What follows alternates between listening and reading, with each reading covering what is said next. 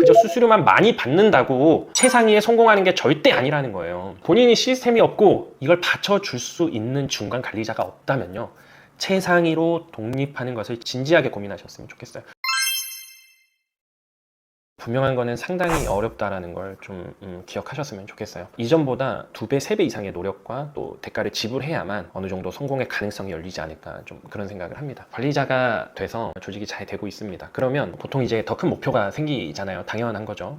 요즘 또 구치지사라고 해서 이제 5명 미만이든 뭐 10명이 안 돼도 수수료를 뭐 3%를 제외하고 이제 너희가 다 알아서 해라, 이렇게 운영하라고 하는 지사 형태의 채산형 사업가형들이 요즘 상당히 많이 일어나고 있죠. 그렇게 됐을 때에는 이제는 본인이 모든 걸 책임져야 되는 이제 최상위가 되는 거예요. 완전한 사업가가 되는 거죠. 그런데 그렇게 나가기 전에 좀 한 번 더 좀 생각해 보셨으면 좋을 게, 좀 상당히 많은 준비가 필요하다라는 사실입니다. 내가 그 이전부터 스스로 시스템을 구축해왔던 조직이라면 괜찮을 것 같아요. 그런데 그게 아니라 갖춰진 시스템 안에서 조직을 운영했었던 경우라면 수수료를 97%까지 다 준다고 한들 조직이 성장하는데 상당한 한계점이 분명히 있습니다. 이걸 꼭 좀 기억하셨으면 좋겠어요. 최상위로 5명, 10명 데리고 나가서 조직이 성장하는 케이스가 1년 내에 한두 개밖에 불과할 거예요.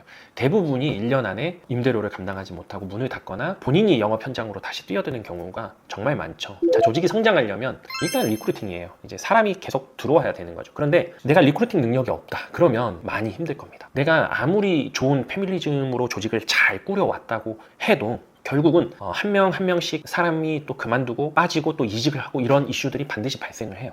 왜냐면 조직이 작으니까 그래요. 조직이 작으니까 더 그 위험에 노출이 돼 있다고 보시면 돼요. 왜냐면 여러분이 해줄 수 있는 게 한계가 있잖아요. 여러분이 리크루팅도 해야지만 교육도 해야겠죠. 거기다가 여러분이 매니지먼트도 해야 돼요. 관리도 해야 되죠. 거기에 모티베이션도 줘야 된단 말이죠. 당연히 조인업도 여러분 가셔야죠. 그런데 신입 한 명이 들어와요. 조인업부터 세일즈 프로세스까지 가르칠 게 한두 가지인가요? 그것만 있어요? 마케팅도 해야겠죠. DB도 만들어야 되고요. 하나부터 10까지 다 여러분이 하셔야 된다는 거예요. 근데 그게 되냐고요. 모든 게 알아서 척척 돌아갈 거라고 생각했는데 천만의 말씀이에요. 그렇게 한 명 한 명 사람이 나가요. 그럼 또 사람 채워야 하니까 여러분들 다시 리크루팅에 집중해야 되죠. 근데 리크루팅 집중한다고 리크루팅이 되나요? 본인이 지금까지 리크루팅이 되는 이 유인 모델이 없었다면 여러분들이 리크루팅에 아무리 집중해도 리크루팅이 또 안 된단 말이죠. 그런데 지점원들은 왜 본인들 케어 안 하고 또 리크루팅만 하냐고 또 투덜투덜댑니다. 그렇게 나가고 또 나가는 거예요. 그러면은 결국은 이제 영업을 해야겠구나 라고 생각하는 단계까지 오는 거죠. 그럼 이제 어떻게 되냐? 이제 사람들 나가니까 본인 영업만 하네 라고 또 이야기하는 거예요. 그러다 문을 닫는 거죠. 이런 악순환이 계속 반복됩니다.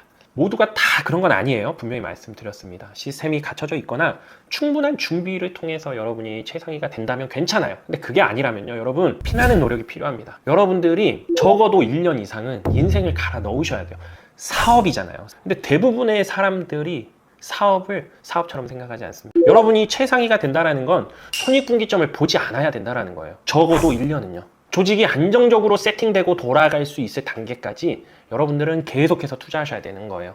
그래서 사업가 마인드가 없이는 여러분 최상위가 되는 게 어렵습니다. 그저 수수료만 많이 받는다고 최상위에 성공하는 게 절대 아니라는 거예요. 본인이 시스템이 없고 이걸 받쳐줄 수 있는 중간 관리자가 없다면요, 최상위로 독립하는 것을 진지하게 고민하셨으면 좋겠어요. 수수료를 조금 적게 받더라도 손해라고 느껴지지 않는 곳에서 여러분이 충분히 성장하셔야, 그것이 노동자로 일하는 게 아니라 여러분들이 돈을 지불하고 시스템을 배우는 시간이라고 생각하셨으면 좋겠어요. 이게 사업가가 되기 위한 준비 단계 마인드입니다. 이 마인드를 절대 잃지 마세요. 여러분 항상 누군가의 중간 관리자로서 누군가 밑에 있으라는 얘기가 절대 아닙니다. 여러분들 최상이 되셔야죠. 하지만 충분한 준비를 하셔서 나오시라는 거고, 있는 동안 그곳에서 여러분이 지불한 대가만큼의 시스템을 배워서 나오시라는 거죠. 저는 10년을 중간 관리자로 일했어요. 최상위가 되기 위한 준비를 저는 10년 동안 한 겁니다. 경력이 10년이 됐다, 오래 일했다고 준비하는 기간이라고 생각하시면 천만에요.